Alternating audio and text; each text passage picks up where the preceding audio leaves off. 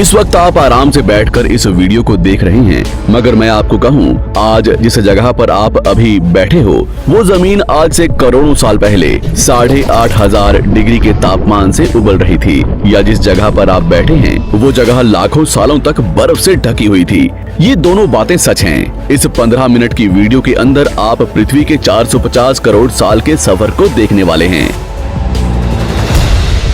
जिस जगह आज हमारा सौरमंडल है, वहाँ विभिन्न प्रकार की गैस और धूल के बादल हुआ करते थे। वैज्ञानिकों के मुताबिक इन धूल के बादलों से दूर एक तारा हुआ करता था।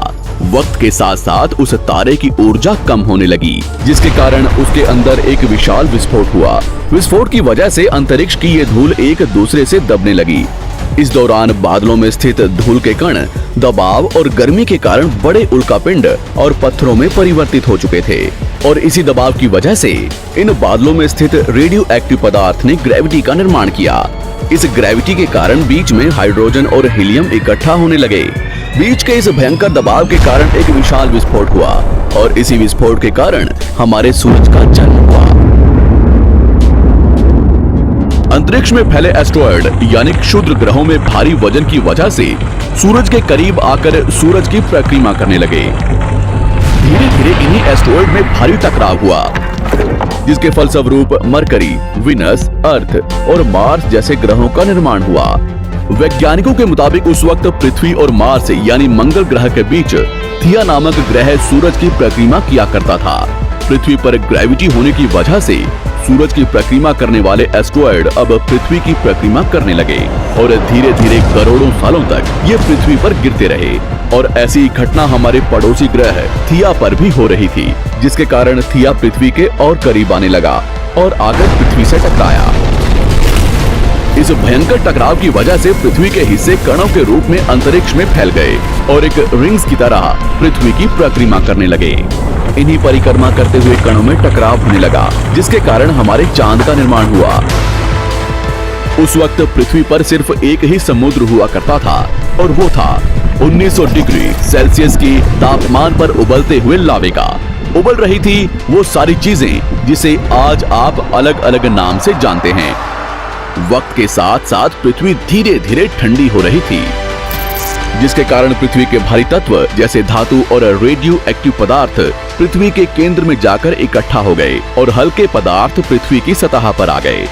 लाखों सालों तक पृथ्वी पर उल्कापिंडों की बरसात हुई, और इन गिरते हुए उल्कापिंडों में जमा था नमक, मिनरल्स और पानी।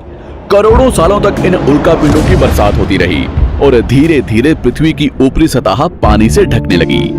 वैज्ञानिकों के मुताबिक यही वो वक्त था जब दूर गहरे पानी के अंदर निकलते ज्वालामुखियों से पहली बार सूक्ष्म जीवों का निर्माण हुआ। लाखों सालों बाद एक वक्त ऐसा आया जब पृथ्वी की पूरी सतह पानी से ढक चुकी थी।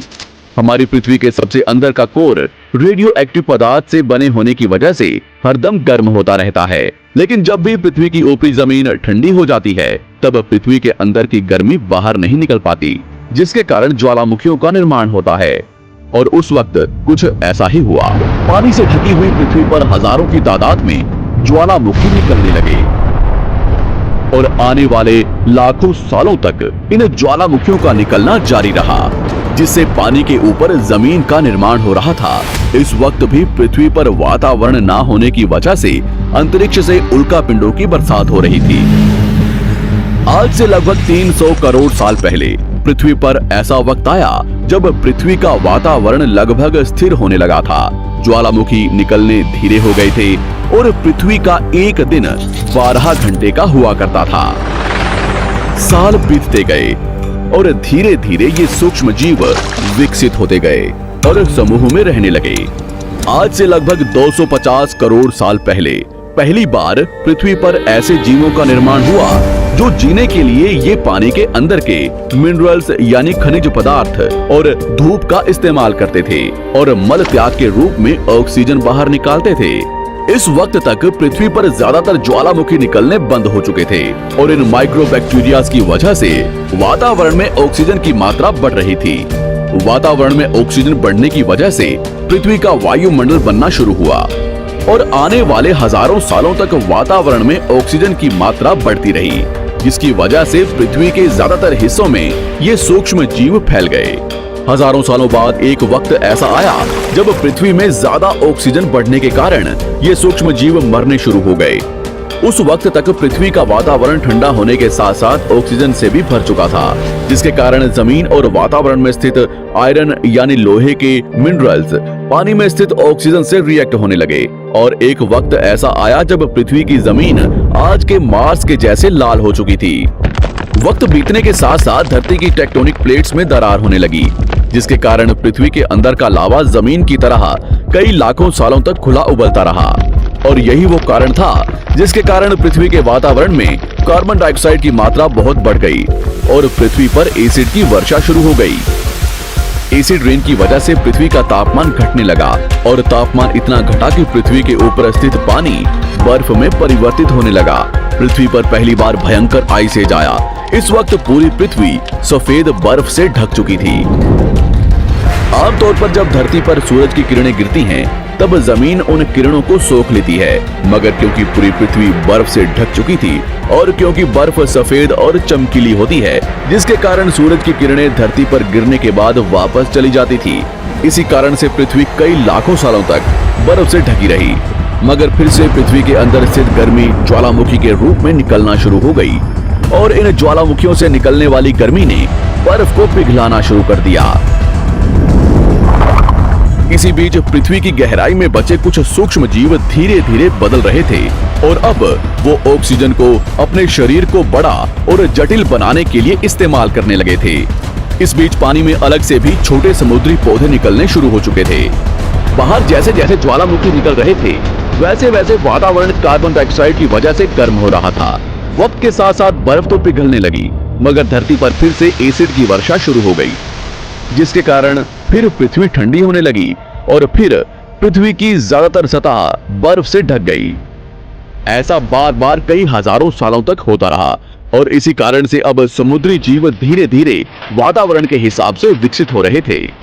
इस बीच कई सारे जीव और समुद्री जंगल्स विलुप्त हो गए, मगर जो बच गए वो धीरे धीरे पृथ्वी के बदलते तापमान के हिसाब से ढलते गए और अब हजारों सालों बाद समुद्री पेड़ बर्फ की वजह से पूरी तरह से मरते या सूखते नहीं थे।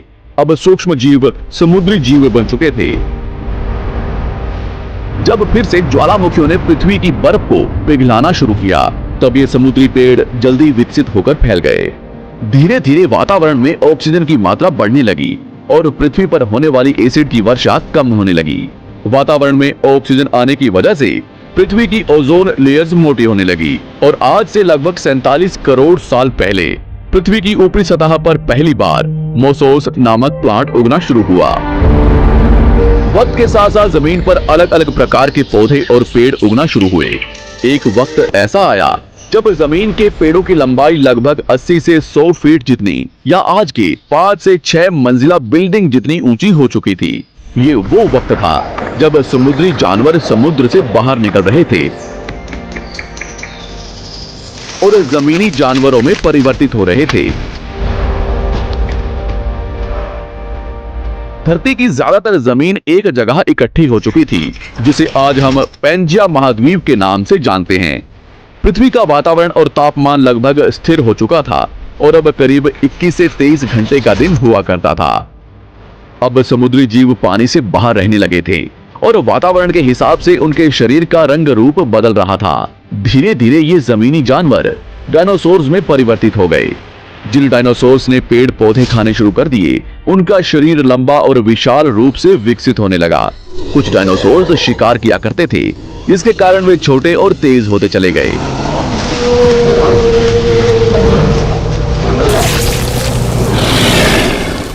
पृथ्वी की ऊपरी जमीन एक जगह इकट्ठी होने के कारण ज्यादातर जमीन रेगिस्तान और बंजर हो चुकी थी। ज्यादातर जंगल समुद्र के करीब हुआ करते थे, जिसमें डायनासोर्स रहा करते थे। आज से लगभग 20 करोड़ साल पहले पैंजिया महाद्वीप टूटना शुरू हो गया। पैंजिया के विभाजित होने की वजह से पृथ्वी की ज्यादातर ऊपरी जमीन पानी के संपर्क में आने लगी, जिसके फलस्वरूप पृथ्वी पर हरियाली बढ़ती गई, जिस वजह से डायनासोर्स और ज्यादा विभिन्न और विशाल होते चले गए। डायनासोर्स ने आने वाले लगभग 20 से 30 करोड़ सालों तक पृथ्वी पर राज किया। उस वक्त डायनासोर्स समुद्र से लेकर जमीन और आसमान तक पूरी पृथ्वी पर राज किया करते थे। इस दौरान अफ्रीका से टूटा भारत सीधे आकर आज के तिब्बत से टकराया और इस टकराव की वजह से हिमालय का निर्माण हुआ।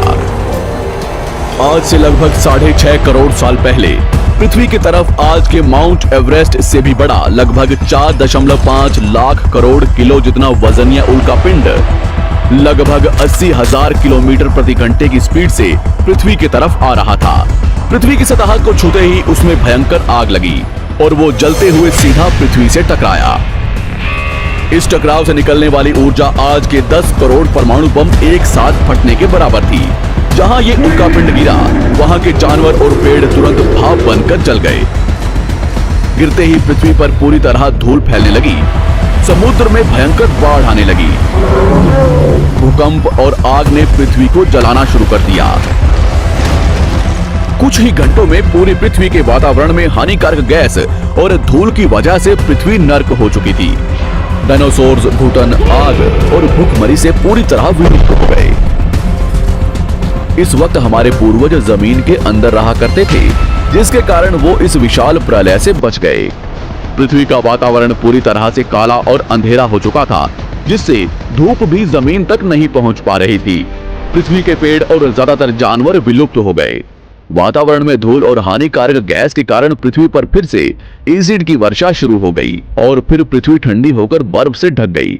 लेकिन इस बार पृथ्वी की बर्फ लाखों सालों तक नहीं जमी रही और 80 से 90 हजार साल बाद ये बर्फ पिघलनी शुरू हो गई। जैसे ही धरती पर वातावरण फिर से पहले जैसा होने लगा, वैसे ही ये छोटे जीव जमीन से बाहर आना शुरू हो गए। उस वक्त पृथ्वी की बर्फ पिघलनी शुरू ही हुई थी, जिसके कारण अफ्रीका में घने ठंडे जंगल हुआ करते थे और इसी बीच ये जमीनी जीव बंदरों में परिवर्तित हुए। मगर जैसे जैसे पृथ्वी गर्म होने लगी, वैसे वैसे अफ्रीका के ये जंगल सूखने लगे। जंगल की चीजें खाने वाले बंदरों को खाने की कमी होने लगी। खाने की तलाश में इन बंदरों ने अपने पैरों पर चलना शुरू कर दिया, जिससे उन्हें दूसरे जानवरों के शिकार करने में मदद मिलती थी। धीरे धीरे बंदर एप्स यानी वानर में परिवर्तित हुए। खाने की तलाश में ये एप्स पृथ्वी के दूसरे हिस्सों में फैलने लगे और धीरे धीरे उनके शरीर का रंग रूप वहां के मौसम के हिसाब से बदलता गया। वक्त के साथ साथ हम आदिवासी बने। हमने हथियारों से लेकर आग का आविष्कार किया। हम धीरे धीरे इंसान के रूप में विकसित हुए। हमने धर्म से लेकर परिवार, भाषा और संस्कृति का निर्माण किया और वक्त के साथ साथ हम विकसित होते चले गए और आज हम इस पृथ्वी की सबसे विकसित प्रजाति बन चुके हैं। पृथ्वी को आज के जैसे बनने में लगभग 450 करोड़ साल का वक्त लगा है और हमें एक छोटे जमीन में रहने वाले जानवर से इंसान बनने में कई लाखों सालों का। मगर हमने इन 100 सालों में जितना पृथ्वी को गंदा और तबाह किया है, उतना आज तक किसी भी प्रजाति ने नहीं किया होगा। हम फिर से धरती को गर्म कर रहे हैं और कार्बन डाइऑक्साइड की मात्रा बढ़ा रहे हैं। वैज्ञानिकों का मानना है कि पृथ्वी पर फिर से विशाल परिवर्तन होने वाला है। भविष्य में पृथ्वी कैसी होगी, जानेंगे हमारी अगली वीडियो में।